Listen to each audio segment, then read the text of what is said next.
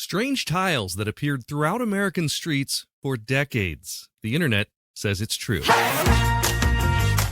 Welcome to The Internet Says It's True, where every week we learn something that sounds like I made it up, but is really true. Part of the WCBE podcast experience. My name is Michael Kent. This is episode 177. Welcome back for another new episode. This week, we're talking about a story I saw a long time ago, I've always wanted to talk about.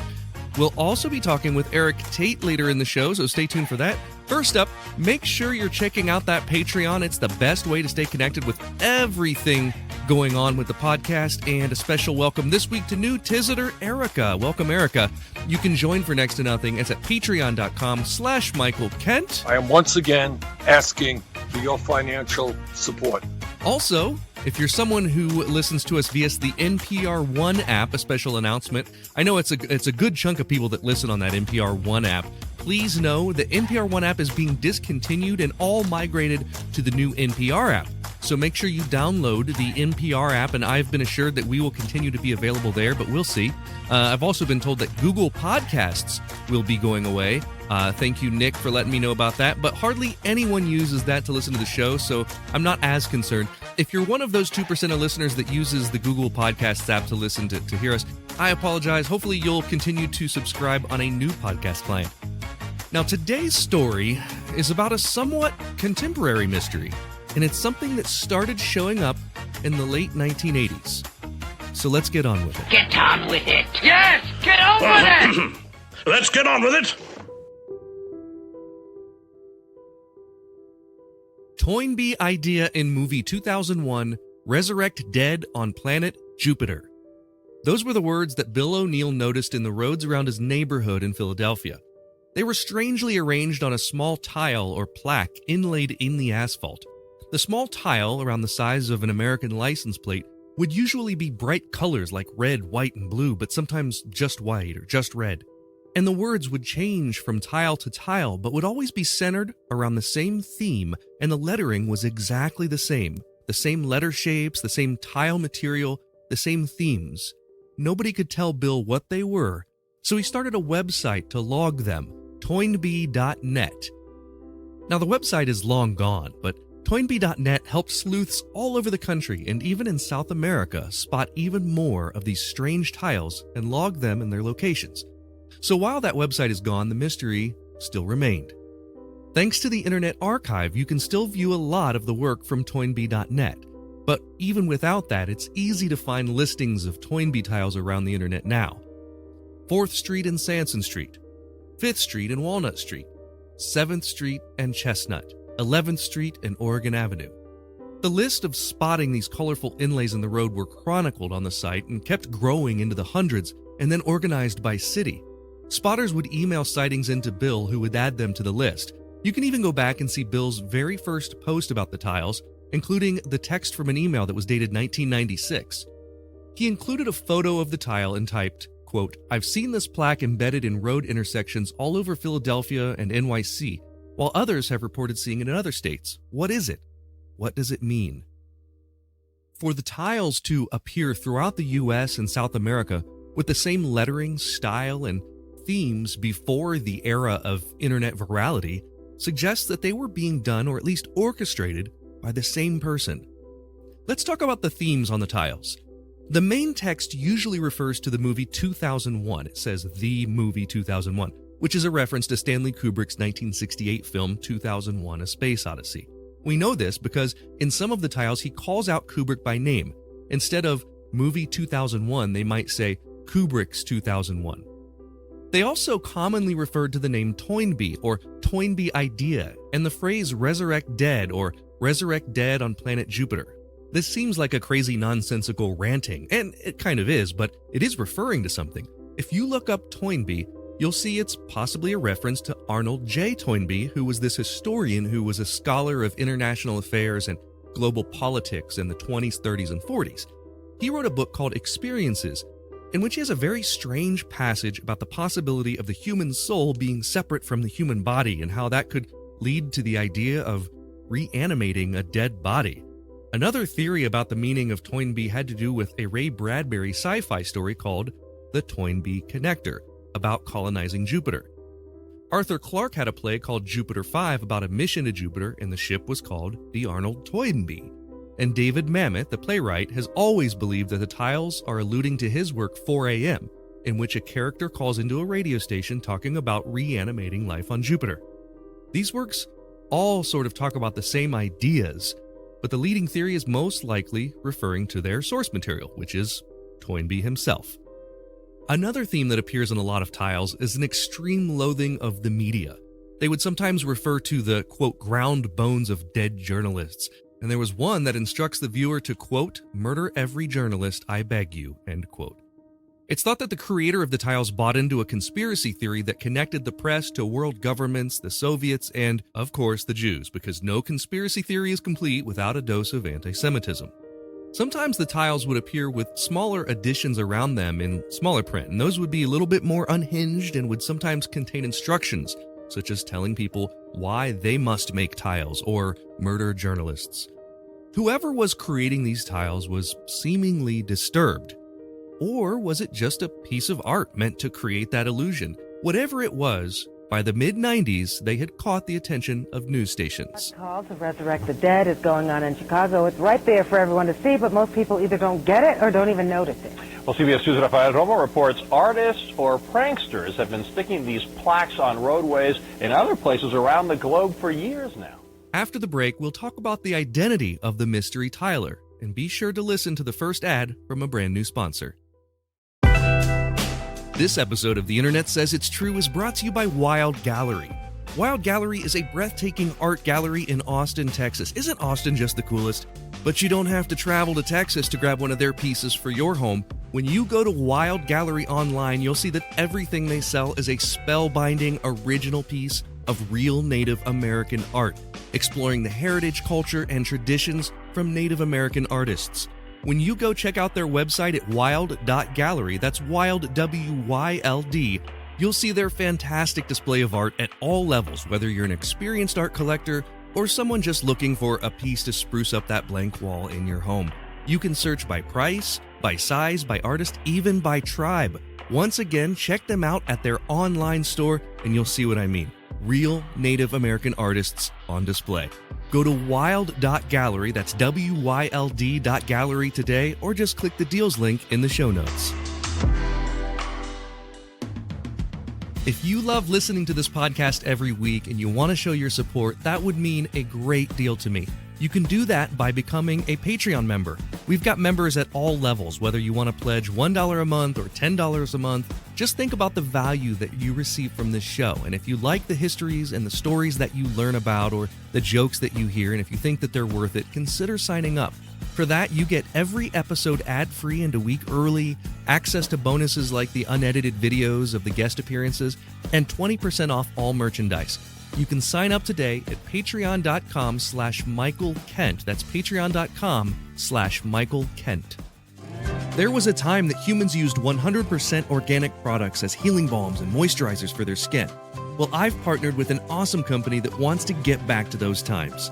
Fatco sells organic and responsibly made tallow-based skincare products. For centuries, humans used tallow in skin moisturizers and healing balms, but unfortunately, the topical application of these fats seemed to stop around the same time that animal fats stopped being considered part of a healthy diet.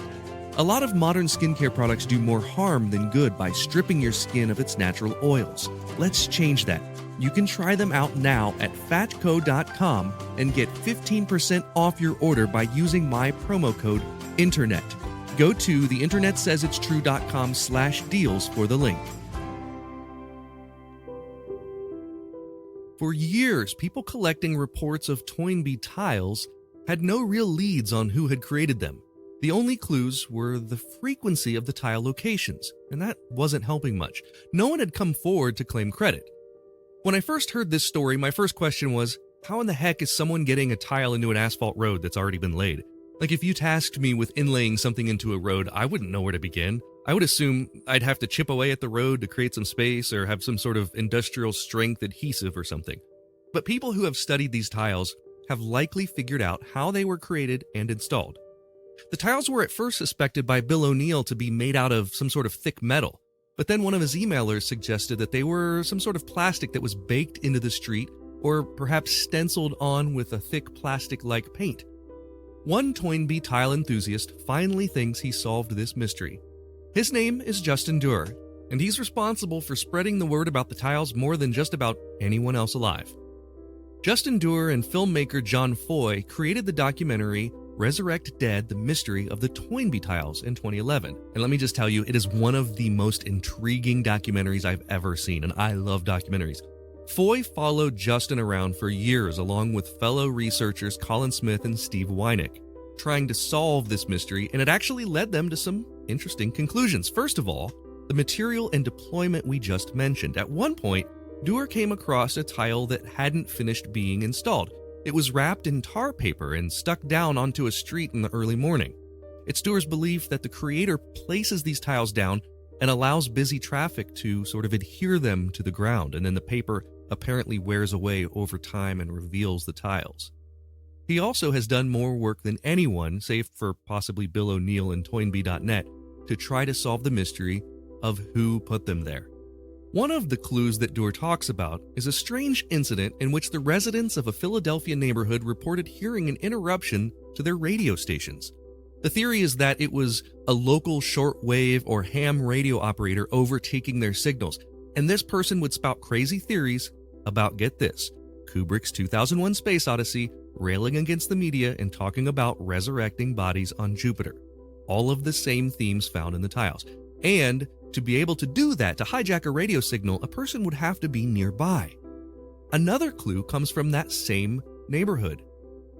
In the streets near where the radio signal was heard there in South Philadelphia, people were reporting what they called prototype tiles, bits and pieces of Toynbee tile-like material, almost like the materials and deployment methods were being tested out. Perhaps one of the largest clues came from a series of call-in radio shows and newspapers.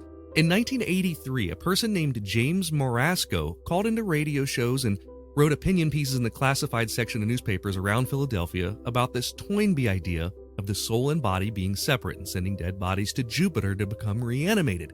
He claimed to be the head of an organization called the Minority Association. When he would call in to journalists on the radio, he would often be laughed at and treated like a crazy person. There was a James Morasco in Philly, but it wasn't him according to his wife. He was an old man at the time and didn't know anything about creating tiles. He had died in 2003 at the age of 88. The theory that Justin Durr came up with was that James Morasco was an alias. One possible name that could be connected with the tiles was someone in South Philly known as Railroad Joe. An address found on the back of one of the tiles was his. His real name was Julius Priori. Railroad Joe died in 1987. Most of the tiles appeared after that. But the new resident of the home was the man that Justin Durr believes is the one behind the tiles. He believes the creator to be a man named Severino Verna, known to his friends by the name Sevi. Verna was a reclusive Philadelphia resident, and the shortwave radio signals and test tiles all were centered around where he lived, Railroad Joe's old house. Sevi was known by many as the Birdman. He loved birds his whole life. And there's a disturbing story about Sevi's childhood. He would take pigeons that had died, cover them in cement, and put them into a bucket with the hopes of resurrecting them. His parents owned a funeral home, and it's believed that Sevi was obsessed with death and resurrection. Durr and his fellow researchers believe in their hearts that Verna is the tiler. Verna has denied having anything to do with the tiles, and his family also claims to have no knowledge of his creating the tiles. The most intriguing clue for me that points toward Verna is the way the tiles are deployed. How is he getting these into the busy streets without being seen? Well, get this. Verna drove a beat-up old car. The passenger seat of the car had no floorboards. You could see through to the street below. It's thought that this is how he would get the linoleum tiles wrapped in tar paper onto the street. But again, no one has ever definitively solved this mystery. And no one knows how they showed up not only in Philadelphia, but Boston, Kansas City, Utah, even some cities in South America like Rio de Janeiro, Santiago, Chile, and Buenos Aires. Could it be that the tiler was a ham radio enthusiast who connected with other people about his theories?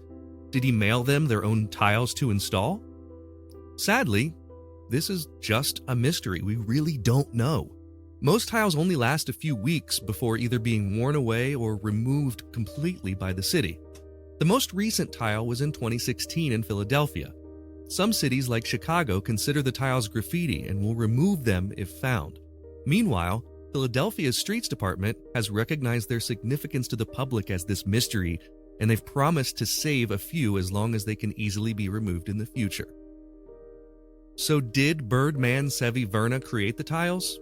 I'm convinced, but who knows? What we do know is this is just this enigma that's captivated people for more than 30 years. The internet says it's true.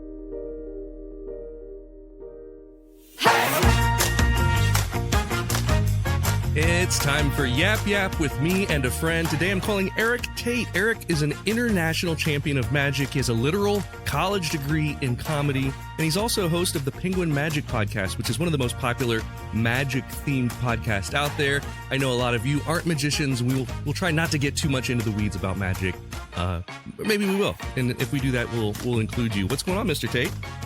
Good morning, Mr. Kent. How are you? I'm good. This is probably the earliest I've ever recorded a podcast. We're doing this, and it's like 8:30 in the morning. It's not crazy early, but it is 8:30 in the morning because I have to take my dog to the vet. But I'm also I love media attention, so I was like, let's do both.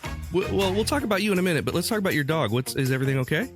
Oh yeah, it's fine. Just like normal vaccines. It's just like because I'm a responsible pet owner, so I take him to get his little shots in his little tiny booty. And you're not you're not a dog anti-vaxxer? I'm not a dog anti-vaxxer. He definitely has all kinds of anxiety and emotional issues, but it's not related to the vaccines. It's just because he's a Chihuahua. So yeah. Fantastic. Yeah, so everything is baked into Chihuahuas, I guess. Yes. I have a Yorkie, so I totally sympathize with that. Oh yeah, tiny, shaky, majestic hair. Yes. All right. Well, let's get into this week's quiz, and then we'll chat with you in a moment. And for this first question, we're going to play for a joke. So if you get it wrong, you got to tell me a joke. If you get it right, I will tell you a joke. Okay. Here is your question. The Toynbee Tiles describes what mystery? A, strange messages inlaid into public roads in major cities. B, glazed tiles used to floor ancient Greek ruins that predate known methods for manufacturing them. Or C, obscene plastic tiles showing up on walls of KB toy stores throughout the country in the 90s. What was the name of these tiles again? Toynbee Tiles. It's right, Toynbee. I'm going to go with the obscene KB toy thing. The answer: strange messages inlaid into public roads in major cities. Well, I would have gotten it wrong because I was like, it sounds like a Greek thing, but yeah. Is this the first question I've ever gotten wrong on this thing? I don't know. I really don't know, but this is something I was curious when I was writing this episode how many people have seen this, and the only reason I knew about it is because there was a documentary about a decade ago called Resurrect Dead: The Mystery of the Toynbee Tiles. Okay. So these things are like the size of maybe a foot by 8 inches or something like that, about the size of a license plate. And they're literally inlaid into the asphalt. And they first started showing up, or first started being recorded in Philadelphia. And they would appear, and then they'd be gone after a couple of weeks. But they looked like the road layers laid them there. And they all had the same crazy themes. They would talk about Stanley Kubrick's 2001 Space Odyssey. They would talk about this name Toynbee, who was a guy who had this harebrained idea to send our dead people to Jupiter to resurrect them. So some of them will say Toynbee's idea, Jupiter dead, and then some of them would rail against the media and say that we should off people in the media. And so they don't they love get that. Crazy. But no. But the crazy part is same. I don't know if you would call it a font, but same style. The letters were the exact same. The themes were the same. The colors were the same. And they started showing up in all kinds of different cities around the same time, even some in, I think, Brazil, in somewhere in South America. And to this day, no one has come forward and claimed credit. The documentary does talk about this dude nicknamed the Birdman, who they think did it all. And the way that they think he did it, and this is nuts, is his car didn't have a floorboard on the passenger side. So they think he Love was it. just driving and dropping these things, and they were on some sort of tar paper that when the tar paper would wear away, it would look like this thing was inlaid into the ground, but they were sort of like a linoleum tile. Very, very strange story. That is a very strange story. I do like the idea of like a Banksy who is really good at road repair. yeah. Road repair Banksy. Yes, It road would repair be Banksy. amazing if Banksy came forward and said he did the Toynbee Tiles, because these started in man. like they think the late 80s, or maybe early But- 90s. Banksy has always been. Banksy is an idea, not I a thought there not was a an end to person. that sentence. I didn't know that No. Ben was the. Gotcha. That's it. No, just Banksy has always existed. So as far as I'm concerned, that's just the way it is. I thought that Ben So- was a modifying verb in your sentence, not the verb No, itself. no. Actually, Never mind. Banksy is sort of like a primordial force. A lot of people think it's an artist, but it's actually a primordial force. Yeah, you've seen cave paintings, right? Yes. Yeah. Those are Banksy. Early Banksys, worth a ton. Let's. Oh, do you have a joke? Oh, I'm going to send you one that my wife told me yesterday. What do you call a whale without undies? What do you call a whale without undies? Free Willy. Free Willy. Can I tell you, she told me that joke at 7 a.m. yesterday, and my wife is not a morning person. She does Grounds not. for divorce. I actually was thrilled.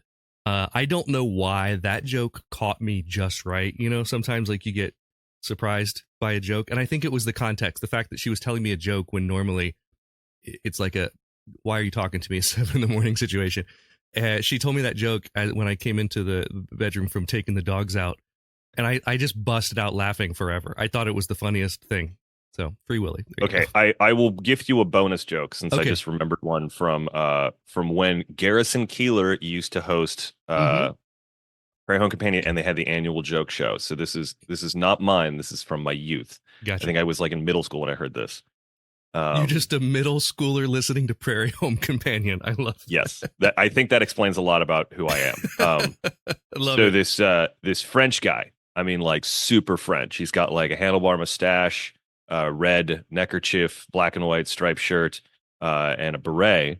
I mean, he's just like exceedingly French, like offensively French. And he has a frog on his head, and he walks into a bar, and the bartender's like, "Hey man, you got something on you?" And the frog looks at the bartender and goes, "I know, it started as a bump on my ass yesterday." It's a Garrison Keillor joke. It's a Garrison Keillor joke right there. That's great. That's great. All right, question 2. Question 2. For this question, we're going to play for an admission of the worst thing we've ever created, written or performed or otherwise. Any sort of creation that you can think of. And it doesn't have to be the worst thing. It can be something that you tried that didn't work or that didn't, continue. Where was the first concrete paved street in America? Was it A, Boston, Massachusetts, B, Roanoke, North Carolina, or C, Bellefontaine, Ohio? It's Bellefontaine, Ohio. It is Bellefontaine, Ohio. Yeah. The Court Avenue block in Bellefontaine was laid in 1891. Yeah.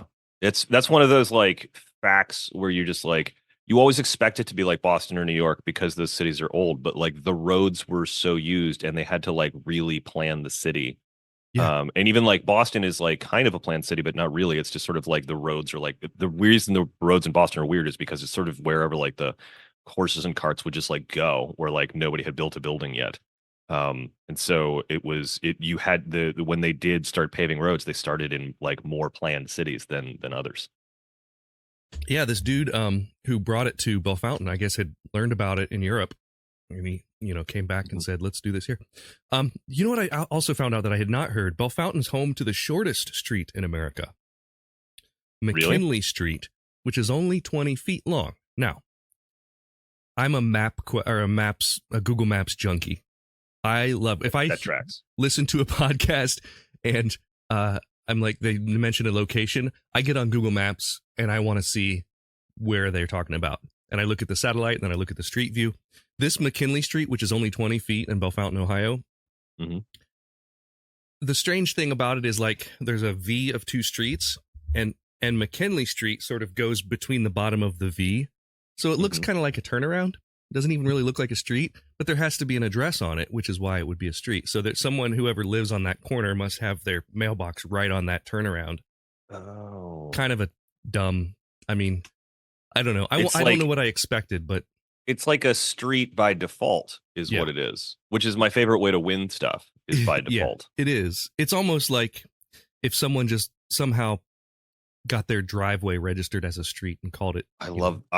I'm here for McKinley Street. I'm going on the record right now. McKinley Street is my favorite street in the United States. All of the U.S. In all of the continental United States. Okay.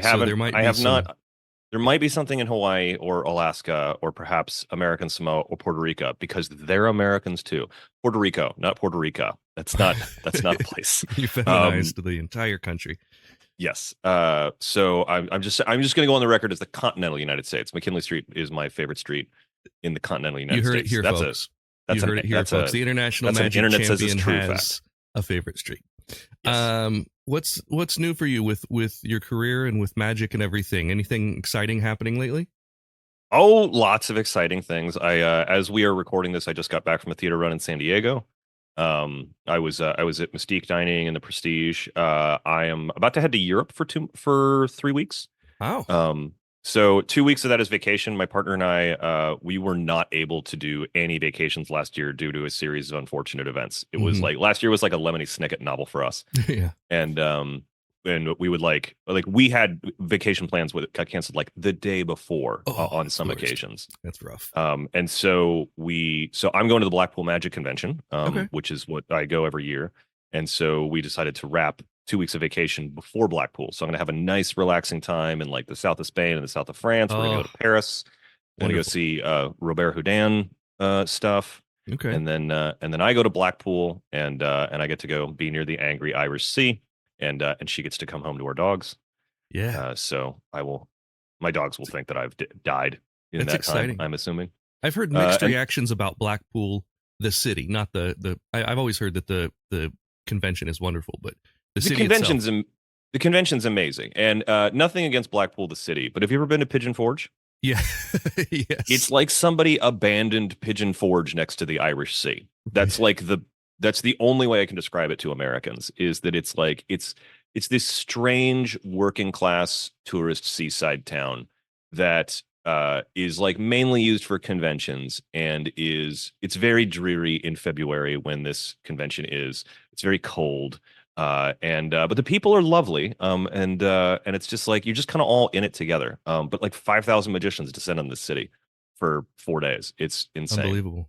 And then in March, I'll be in Nashville at House of Cards. Oh, cool. Never been there. Yeah. Man, I heard it's very cool. It's so much fun. I love doing House of Cards. So we'll be doing that. And then other than that, just shows at the P3 Theater and continuing to work on Penguin.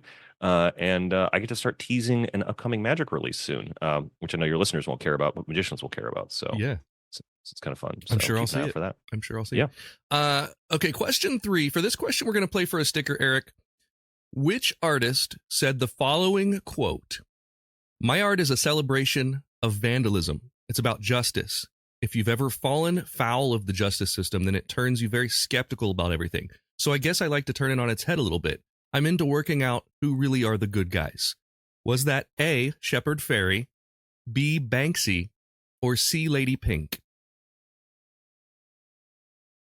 When you say Lady Pink, are we referring to the artist Pink, the singer with the hair who does the aerial different stuff? Lady Pink. This is a street artist. Okay. Because I'm 90% certain I had lunch next to Pink in December when I was in California, but I don't actually know. Interesting. I can see her being the type of person that you might not recognize in everyday life, because if she's not made wasn't Pink. Yeah. If it wasn't Pink, it was a woman who looks so much like her and is doing absolutely nothing to dissuade the image similarities. Oh, she was playing into it. Yeah. Maybe. I don't know. As far as the question goes, I want to say it was Shepard Fairey. Shepard Fairey? Because I used to live underneath a Shepard Fairey mural in Los Angeles, and I'm 80% certain that I met him at a party once. because I used to hang out with a bunch of like visual artists in Los Angeles. So I think it's Shepard Fairey. The answer, it was Banksy. It was the obvious one. Banksy. Okay, fine. All right. And it was that last sentence I felt that gave it away. I'm into working out who really are the good guys. And I guess you could say Shepard Fairey kind of worked with this theme a lot too. But yeah, Banksy, I mean, a lot of Shepard Fairey's work is very politically motivated. It is, and it's very like, anti-system type stuff. Yeah. The Banksy pieces that I think of are the ones where it's like they involve police, and that type of thing. So, okay, that's fair. Damn, Eric, this is the worst you've done on the podcast ever. You're 2 for 3 right now, or you're 1 for 3 right now. I don't know if I can have you on again. I mean, like, I think I've been like really good. I've never earned a sticker, even though I think I've gotten the sticker questions correct. I've never received the sticker. I just want to say, I also, for the record, I was on and won a round of Wait, Don't Tell Me. Never got my audio recording for my answering machine. So I'm just going the record as saying, like, being disappointed by game show hosts is right in my wheelhouse. Okay, well, that makes me feel a little bit better about the sticker. Because I don't think you have stickers. It's a sham. I have you have stacks. One sticker. You have one sticker.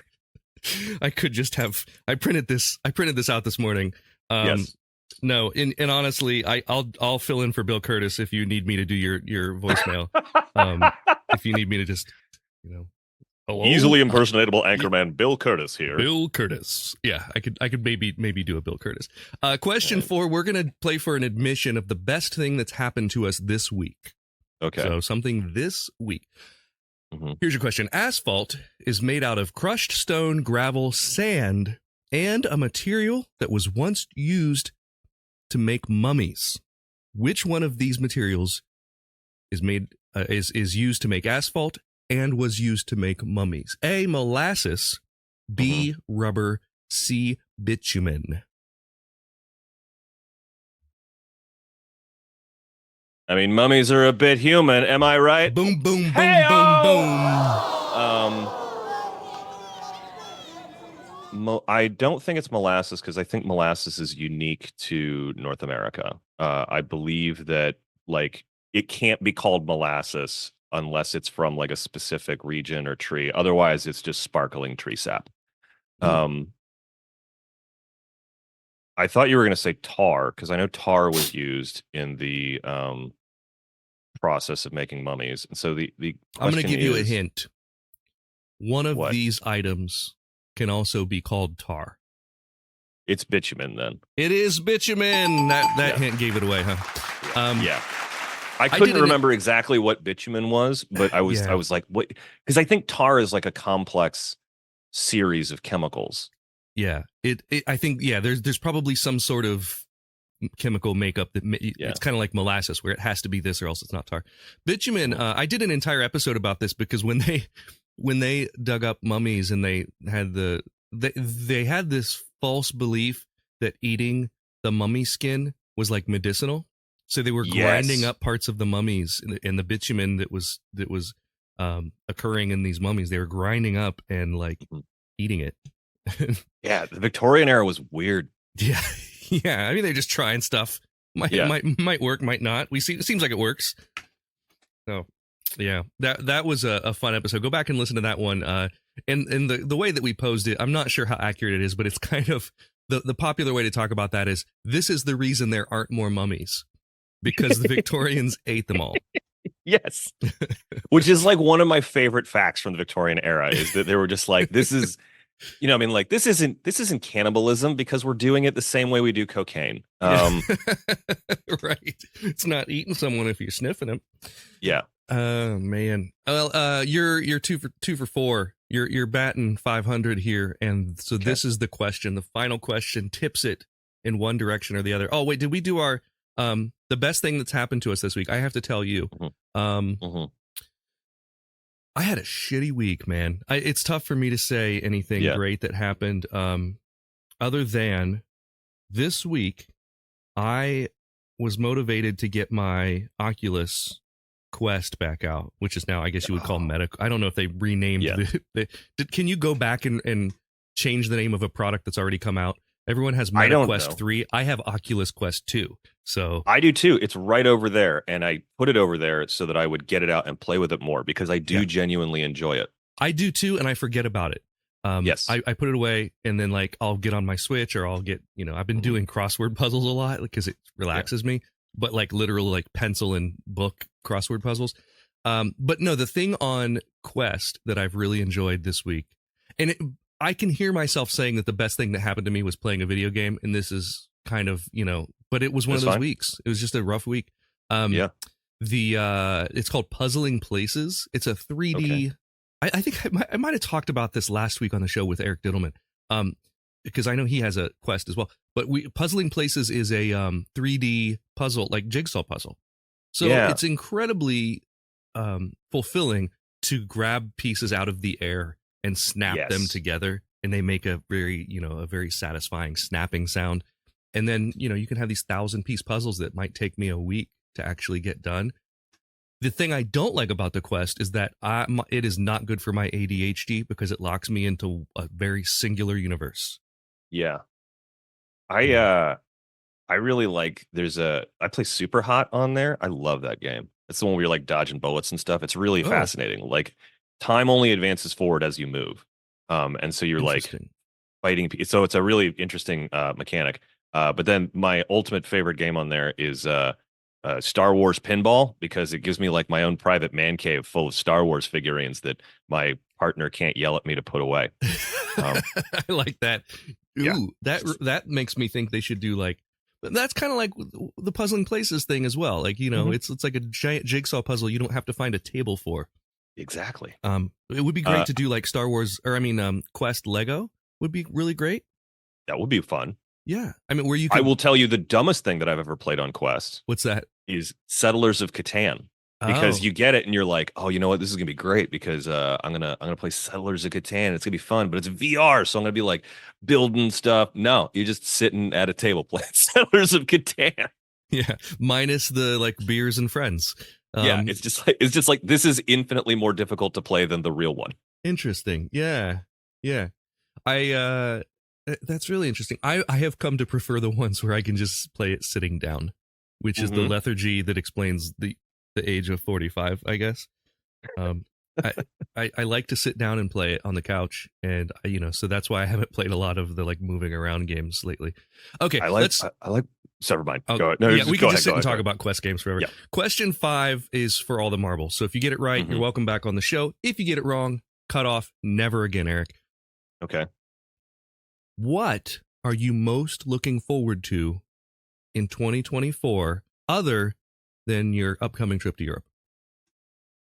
Ooh, so that's difficult because there's a lot of things that I'm really looking forward to. I recently got into like 3D printing in like a serious way, so that I'm modeling stuff for my show and like learning to use Fusion 360, and I've designed 3 different things and printed them for my show that have made like, you couldn't tell in the show that this is existing, but it makes my quality of life infinitely better. And I'm just like so excited every time I do something like that. That's a winner answer. And it answers a question I was going to ask you once we were off the air, which is I need something for my show to be 3D printed, but it hasn't been designed. And so I've sort of conceptualized it, but that's it. So maybe I can help. I don't know. But we'll have to chat about it. It's been fun. Yeah, I'll pay you for it. So I like money. That's good because all you're getting is a sticker. Actually, you didn't win a sticker this week, but I owe you stickers. So if I see you this weekend sometime, I'll have stickers with me. I think there's a significant chance that we might be like wandering around the same venue in the next absolutely. So 18 to 20 hours. This podcast you went 3 for 5 this time, which is above 500. It's winning. But maybe your worst performance ever, Eric. How do you feel about that? I feel like a real Diddleman right now. I have to look at how Diddleman did last week. I think he may have done 4 for 5, but I'm not positive. Yeah, I don't know. I'm just like, You just verbed Diddleman. That was great. Actually, you didn't. But everyone, go check out Erik Tait online. He can be found at eriktait.com. yeah, eriktait.com. It's Erik with a at K? Erik Tait on, yeah, ERIKTAIT. I'm at Erik Tait on all the social medias, except I have a new Instagram handle. I got a secondary Instagram handle, and it is you have to tell me if you're a cop. Is So that true? it's just at you have to tell me if you're a cop, like YOURE. And it just goes to a secondary Erik Tait account that I don't do anything with. I just was very pleased that was available. So And that's it's a good at one Erik to- Tait is my main one, but at you have to tell me if you're a cop. That's a great one to comment on other accounts with. Yes. And you could be creative about the accounts and the posts that you're commenting on with that. That's pretty great. I love it. You can also find Erik at historicalporpoises.com, I believe. Is yes, that still that a is thing? that's just a website that Just a I vanity point towards URL? various things depending on what I'm doing. Sometimes it goes to my Twitch that I haven't streamed on in a while. Okay. Sometimes it goes to my website. I don't know, but I own historicalporpoises.com, which is the point. intensely pleasing. Yeah, that's the point. I have so many vanity URLs that I own that I don't do anything with other than exactly that. I just point them toward whatever it is. Like I own my main website is Michael Kent Live, but I was like, well, I might as well register Michael Kent Dead. So I did that. So I own both just in case you're curious. And I own top 10 Columbus comedians and top 10 Columbus magicians. Do They you point really? nowhere. They point nowhere. But there were too many local performers who were very upset about one of those local like local rag lists. And so Yeah. I was just like, well, I'm just going to get this and point it at my own website. So every year the comedy Facebook groups go nuts from those lists because it'll be, why doesn't this include blah blah blah, and it's always different every year. So and generally I know like 2 of the 10 because I'm not really in the comedy scene, but I'm sort of tertiarily connected, so I usually know like a few of them. So it's like, this is going to make me sound really selfish, but I'm fine not being on the list because I know what I paid in taxes last year on performing, and so it's like I'm not really interested in fighting anymore. it's kind of how I feel about like the local gigs in general, because it's really hard to get money locally doing gigs, and you kind of have to travel for it if you're not in a touristy city, which we're not. And no one's a hero in their own backyard. It's true, and I was talking about this yesterday, with a person, and they were like, "What's is there a niche for your type of art in Columbus?" And I was like, "There is. There's just not a ton of money associated with it because there really can't be, except for private events. There really can't be because there aren't enough people coming through to do quality, polished material for every audience. It's just too difficult." But that said, theaters like Shadowbox Live would disprove that point, because they are doing, they do 5 different shows at a time, and so there are multiple things you can see. It's a very different thing. Like, I think if you're like, we run the P3 Magic Theater and we do pretty well, but we have a very different business model than most other theaters, and access to different kinds of talent than most other theaters. But if you're looking at like some of the theaters that I play around the country, like, they're in cities that have got like a pretty high volume of tourist traffic. Yeah. All right, man. Hey, it's been awesome having you back on. I'm glad that you could make time for it. And you can hear me on an upcoming Penguin Magic podcast. Go check that out. Even if your favorite historical facts host isn't on it, go listen. It's called the Penguin Magic Podcast. It might give you a little bit of an insight into the world of us weird wizards. Thanks for being on, man. Thank you. That is all for this week. Thank you so much to Erik Tait for being my guest, and thanks to you for listening. Here's the voice of the real Banksy. Thank you for listening to The Internet Says It's True. To listen to episodes ad-free and a week early, support us on Patreon. You can do that at patreon.com/Michael Kent.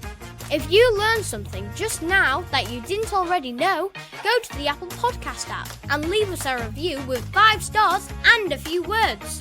That helps us a ton, because that's how the algorithm works. I don't know what an algorithm is, but just do it. See you next week for a brand new episode of The Internet Says It's True! The Internet Says It's True would like to thank the Patreon subscribers whose monthly contributions help to make this show possible. Sean Brown, Joshua Endress, Dallas Ray, Bryce Swanson, Eugene Anderson, Jim and Joanne Martin, Mitch and Andrew Joseph Kemplin, and the show's official Emperor, Kick Track. The show is written and produced by me, Michael Kent. The theme song is by Finite Music Forge, and all audio clips in this episode are used for education and commentary and used under Fair Use Title 17 U.S.C. Section 107. You can listen to past episodes by searching for The Internet Says It's True wherever you get your podcasts, and you can see bonus content at patreon.com/Michael Kent.